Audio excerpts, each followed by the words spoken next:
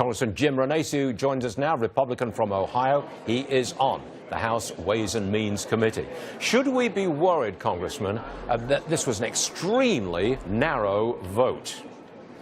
Well, I think anytime, Stuart, you're looking at a budget and people have to put votes up here in Washington, they're going to make decisions and want to be accountable to the people back home. So we're looking at a Senate budget. It has a $1.5 trillion hole in it.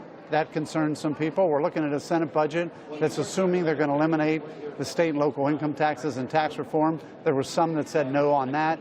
But in the end, Stuart, what I tell everybody, these budgets never get followed anyway.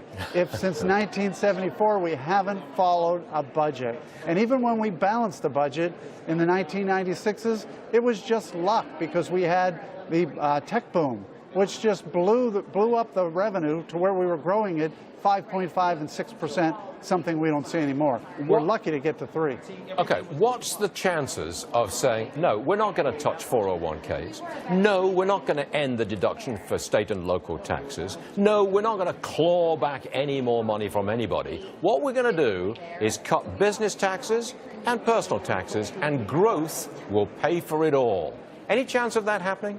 Well, I wish that was the case. I'm actually a supporter of that because anytime you put some other things, you're just pushing the burden somewhere else. Again, so I've said all along, tax cuts shouldn't be paid for. We need to be looking at our expenses. We need to be looking at what's driving the debt, which is our mandatory spending. I continue to say that all the time. Until this Congress or past Congress or future Congress start to deal with mandatory spending, we're never going to be able to balance it. But isn't it bedrock republicanism? You cut taxes, you grow the economy, pays for itself. Which section of the Republican Party is going off base here?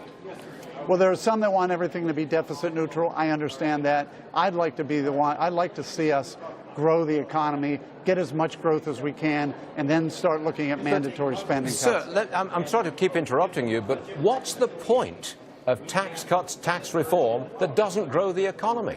If you claw back more money, give some here, claw it back there, you don't stimulate the economy. I agree with you. But look, we do have some deductions that we need to look at. Again, when you double the standard deduction, Stuart, 95% of the people will not be itemizing anyway. Now, I realize there's some heavy states with heavy taxes, but I think we need to look at the legislators in those states. Why are those state taxes so high?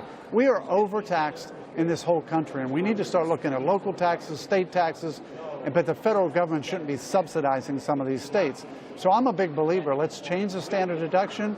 Let's eliminate some of these deductions that pick winners and losers. In the end, let's simplify things for the American people, lower their taxes, and lower the business tax. Sir, I've got about 40 seconds left. I want you to tell us what it was like on the floor of the House right towards the end as the vote was getting real close to ending the vote. Was it chaos? Horse trading, sausage making, all over the place. Well, one thing I will tell you after being here for 6.5 years, Stuart, is that vote probably would not have went to the floor if there weren't enough votes to pass it. That's only happened one time since I've been here. You know, the whip is pretty good at making sure there's enough votes, and I'm pretty sure that when we walked on that floor, although it was going to get tight, there's some people wait at the end, but there was enough votes to pass it. Jim Renacci, I want to thank you very much for being on the show so frequently to guide us through the budget and the tax cut whole idea. And we do hope that we'll just cut taxes and grow the economy to pay for it. Jim Renacci, everyone, good man. Thanks for joining us, sir. Appreciate it.